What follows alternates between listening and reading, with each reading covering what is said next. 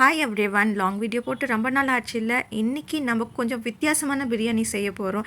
என்னங்க பிரியாணி வீடியோ இப்போ தான் போட்ட மாதிரி இருக்குது அப்படின்னு கேட்குறீங்களா? என்னங்க பண்ணுறது, பிரியாணி கிரேவிங்ஸ் யாருங்க விட்டுச்சு. என்னோட பிரதர் இன்றைக்கி பிரியாணி செய்ய சொல்லி ஸ்ட்ரிக்டாக சொல்லிட்டான். அதனால் 1.5 kg போயிட்டு சிக்கன் வாங்கிட்டு வந்துட்டான். இன்றைக்கி நாங்கள் இந்தியா கேட் பாஸ்மதி ரைஸில் தான் பிரியாணி பண்ண போகிறோம். 1 kg தனியாக பிரியாணிக்குன்னு பெரிய பெரிய பீசஸாக வாங்கிட்டு வந்தாச்சு. 1/2 kg 65க்குன்னு தனியாக வாங்கிட்டு வந்துட்டான். இப்போ நம்ம மேரினேஷனுக்கான விஷயத்தை பார்க்கலாமா? 1 kg சிக்கனுக்கு மிளகாய்த்தூள், பெப்பர், அது கூட கொஞ்சம் மல்லித்தூள் சேர்த்து அதை ஒரு பக்கமாக சோக்காக்கட்டும்னு மேரினேட் பண்ணி வச்சாச்சு. இப்போ நம்ம பிரியாணி ப்ராசஸ் பண்ணலாமா? நம்ம அதுக்கு முன்னாடி கொஞ்சம் ரைஸ், ஒரு 4 டம்ளர் ஆஃப் ரைஸ், அதை நல்லா வாஷ் பண்ணி ஃபில்டர் பண்ணி ஒரு பக்கமாக எடுத்து வச்சுட்டோம்.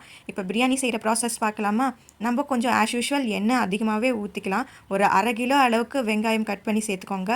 10 அளவுக்கு பச்சை மிளகாய், இது நல்லா உப்பு போட்டு கொஞ்சம் நல்லா வதங்கினதுக்கு அப்புறமா இஞ்சி பூண்டு விழுது ஒரு 5 ஸ்பூன் அளவுக்கு போட்டுக்கோங்க.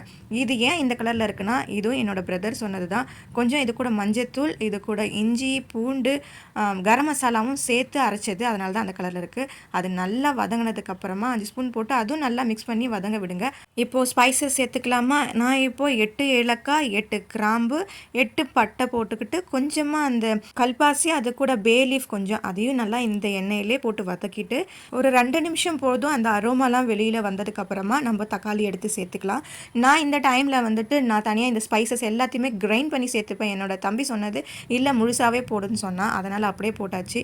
பார்த்திங்களா, இந்த மாதிரியான ஸ்டேஜில் நம்ம ஒரு 1/4 கிலோக்கும் கொஞ்சம் அதிகமான தக்காளியை அம்மா இந்த மாதிரி 4 போட்டு தான் கட் பண்ணி வச்சுருக்காங்க. இந்த மாதிரி போடும்போது பிரியாணிக்கு சூப்பராக இருக்கும். இப்படி தான் நாங்கள் எப்பயுமே ட்ரை பண்ணுவோம். இதை நீங்களும் ட்ரை பண்ணி பாருங்கள். மறந்துடாதீங்க, உப்பு கொஞ்சம் சேர்த்துக்கோங்க. இந்த உப்பு போடுற விஷயத்தில் நான் ரொம்பவுமே மோசம், எனக்கு போடவே தெரியாது.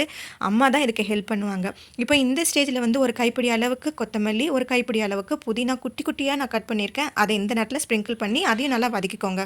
எங்கள் வீட்டில் ஒவ்வொருத்தவங்களுக்கும் பிரியாணி ஒவ்வொரு மாதிரி பிடிக்கும். எங்கள் அப்பாவுக்கு அதிகமான தயிரும் இந்த எலுமிச்சம்பழமும் இருக்கக்கூடாது. சில டைம் என் தம்பி சொல்லுவான், அதிகம் கொத்தமல்லி புதினா போட்டுறாதீங்க அப்படின்னு அவன் சொல்லுவான். எனக்கு வந்து ஸ்பைசஸ் அதிகமாக இருக்கக்கூடாது அப்படின்னு நான் நினைப்பேன். அதனாலவே என்னோட ஓன் மசாலா நான் ப்ரிப்பேர் பண்ணுவேன். ஆனால் என்னோட பிரதருக்கு வந்து எப்பயுமே நான் அரைச்சி போடுற மசாலா போடுறதோட அவனுக்கு இந்த மாதிரி ஆச்சி மசாலா, அந்த பிரியாணி மசாலா பாக்கெட்டு போட சொல்லி தான் சமைக்க சொல்லுவான். நான் செய்கிற மெத்தடையும் ஒரு பிடிப்பான். ஆனால் அவன் சொல்கிற மாதிரி செய்யறதுல அவனுக்கு ரொம்ப பிரியமாக சாப்பிடுவான். அப்புறம் இது கூட வெறும் மிளகாய்த்தூளும் சேர்த்துக்கிட்டாச்சு காரத்துக்காக. இப்போ மேரினேட் பண்ணி வச்சுருந்த சிக்கன் இருந்தது இல்லையா, 1 kg, பார்த்தீங்கன்னா உங்களுக்கு பீசஸ் சைஸை பார்த்தாவே தெரியும். பிரியாணிக்கு இப்படி தான் போடணும்.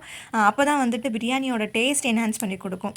இப்போ இந்த டைமில் இந்த சிக்கன் எல்லாம் நல்லா மசாலா கூட பிளெண்ட் ஆகட்டும், நல்லா மிக்ஸ் பண்ணி விட்டுக்கலாம். இந்த நேரத்தில் உப்பு வேணும்னா கூட சேர்த்திக்கோங்க. இப்போ லிட்டு போட்டு ஒரு 2 மினிட்ஸ் அளவுக்கு நல்லா வேகட்டும்னு விட்டுடுங்க. எங்களுக்கு பாத்திரம் பத்தலைங்க. இந்த டைமில் நாங்கள் பாத்திரம் கொஞ்சம் பெரிய பாத்திரமாக எடுத்துக்கிட்டோம். அப்புறம் மறக்காமல் 3 டீஸ்பூன் அளவுக்கு கர்ட் போட்டு அதையும் நல்லா மிக்ஸ் பண்ணி விடுங்க. ஒரு 2 நிமிஷம் விடுங்க. முக்கியமாக கர்ட் நம்ம சேர்க்கறதுக்கு காரணமே அதில் இருக்க ஒரு ஸ்மெல்லு போகிறதுக்காகவும், கொஞ்சம் தீர மாதிரி இருந்துச்சுன்னா வச்சுக்கோங்களேன் மசாலா, சிக்கன் எல்லாம், அந்த டைமில் வந்துட்டு கொஞ்சம் மாய்ஸ்டராக இருக்கும். சிக்கனாக இருக்கட்டும், மசாலாவாக இருக்கட்டும், எல்லாமே. அதுக்காகவே நம்ம கர்ட் சேர்க்குறோம். ஒரு 5 நிமிஷம் லிட்டு போட்டு கொஞ்சம் வேகட்டும்னு நாங்கள் விட்டுட்டோம் சிக்கனை. இப்போ இந்த டைமில் சைமல்டேனியஸாகவே ஒரு சைடில் 65க்கு மசாலா வந்து ப்ரிப்பேர் பண்ணிகிட்டு இருந்தான். என்னோடய பிரதர் தான் பண்ணிகிட்ருக்கானே.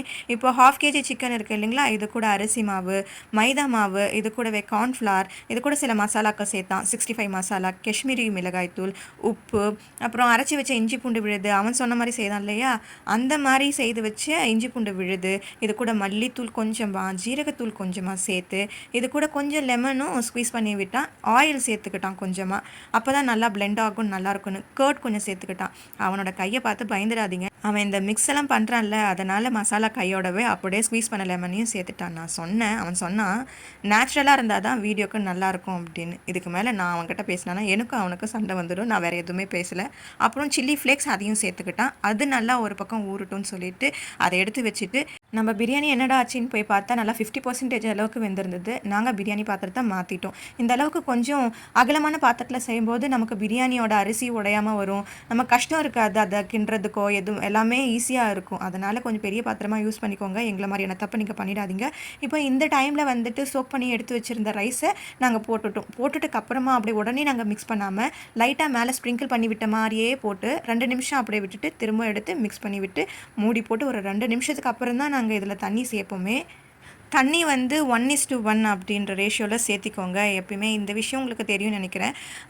ஒரு கப்புக்கு எக்ஸ்ட்ரா இன்னொரு கப்பும் சேர்க்கணும். அதுபோல் பாஸ்மதி ரைஸ் வேறு சில நேரங்களில் நமக்கு சொதப்பிடும். அதனால் பார்த்து தண்ணி ஊற்றிக்கோங்க. ஒரு 4 கப்பு அளவுக்கு நான் ரைஸ் எடுத்திருக்கேன். இதுக்கு நான் 8 கப்பு அளவுக்கு தண்ணி ஊற்றிருக்கேன். அதுவே எங்களுக்கு கரெக்டாக இருக்கும். உங்களுக்கு எப்படி நீங்கள் ட்ரை பண்ணி பார்த்துக்கோங்க. எனக்கு இந்த விஷயத்தை வந்து ரொம்ப ஷுவராக சொல்ல முடியாது. ஏன்னா ஒவ்வொருத்தவங்க ஒவ்வொரு மாதிரி ஃபாலோ பண்ணுவாங்க. அதனால தான் இப்போது நாங்கள் தண்ணி ஊற்றினதுக்கு அப்புறமா நல்லா கொதிக்கும். அந்த டைமில் நம்ம லிட்டை போட்டு மூடிடலாம். திரும்ப ஒரு 5 நிமிஷம் கழித்து எடுத்து பார்த்தோம்னா கொஞ்சம் ஓரளவுக்கு தண்ணி வந்துட்டு அப்சர்வ் பண்ண மாதிரி இருக்கும். இந்த டைமில் நம்ம கீ எவ்வளோ வேணாலும் சேர்த்திக்கலாம். இது கூட ஒரு ½ லெமன் ஸ்குவீஸ் பண்ணி விட்டுக்கிட்டேன். 1 லெமன் போட்டால் நல்லாயிருக்கும். லெமன் ஃப்ளேவர் பிடிச்சவங்க போடலாம். எங்கள் வீட்டில் எங்கள் அப்பாவுக்கு லெமன் பிடிக்காது. அதனால் நான் கொஞ்சமாக சேர்த்துக்கிட்டேன். லெமனை இந்த மாதிரி ஸ்குவீஸ் பண்ணுங்கள். அதோட டேஸ்ட் கொஞ்சம் நல்லாயிருக்கும். இப்போ இந்த லோ ஃப்ளேமில் வேக வைக்கணும். இந்த டைமில் வந்துட்டு ஹை ஃப்ளேமில் வச்சிடக்கூடாது. ஒரு மாதிரி இருக்கிற தண்ணி இன்னும் அப்சர்வ் ஆனதுக்கு அப்புறமா தான் நம்ம வந்து தம் போடவே ஆரம்பிக்கணும். பார்த்திங்கன்னா நாங்கள் இந்த ஸ்டேஜில் தம் போட ஆரம்பிச்சிட்டோம். அதுக்கப்புறமா ஒரு 5 மினிட்ஸ் 10 மினிட்ஸ் கழித்து ஓப்பன் பண்ணி பார்த்தோம்னா சூப்பரான பிரியாணி ரெடி. எப்படி இருக்குது பார்த்திங்களா, உதிரியாக. தண்ணி கரெக்டாக ஊற்றிருந்திங்கன்னா தம் இந்த மாதிரி தண்ணி ஊற்றி தம் போடும்பொழுது நல்லா கரெக்டான பதத்தில் உதிரியாக வரும் சாதம். இப்போ நம்ம பிரியாணி சூப்பராக ரெடி ஆகிடுச்சு. அதே டைம் நம்மளோட 65ம் ரெடி ஆகிடுச்சு. அப்புறம் எக்கு அம்மா பாயில் பண்ணி கொடுத்துருந்தாங்க, அதுவும் ரெடி ஆகிடுச்சு. என்னோட அம்மாவே இதில் ஹெல்ப் பண்ண காணோமே அப்படின்னு பார்க்காதீங்க. ஃபுல் அண்ட் ஃபுல் காய்கறி கட் பண்ணி தந்ததுலேருந்து உப்பு பதம் பார்க்கறதுலேருந்து தண்ணி ஊற்றி சேர்த்து கொதிக்க வைக்கிறதுலேருந்து அம்மா தான் ஹெல்ப் பண்ணாங்களே. ஓகே, இப்போ நம்ம சாப்பிட்ற டைம் ஆகிடுச்சு. நான் எனக்கு தேவையான அளவுக்கு பிரியாணி சேர்த்துக்கிட்டேன். நான் எப்போ பெங்களூர் போயிட்டு வந்தேனோ அப்போலேருந்தே இந்த போன்லெஸ் சிக்கனாக இருக்கிறது தான் பிரியாணியில் வச்சு சாப்பிட பிடிக்குது இப்போலாம் ரொம்பவுமே. முன்னாடியெல்லாம் போன் உள்ள சிக்கனாக தான் தேடி போய் சாப்பிடுவேன். 65 பொழுது எப்படி வேணால் சாப்பிட்டுடுவேன். ஆனால் இந்த மாதிரி பீசஸ் வந்து போன்லெஸ் இருந்தால் தான் இப்போலாம் சாப்பிட்றேனே. நான் தான் சொல்லியிருக்கேனே பிரியாணிக்குன்னு ஒரு மெத்தட் இருக்குது. முக்கியமாக ரைத்தா அண்ட் எக்கு ரெண்டுமே எடுத்து வச்சுக்கிட்டேன்.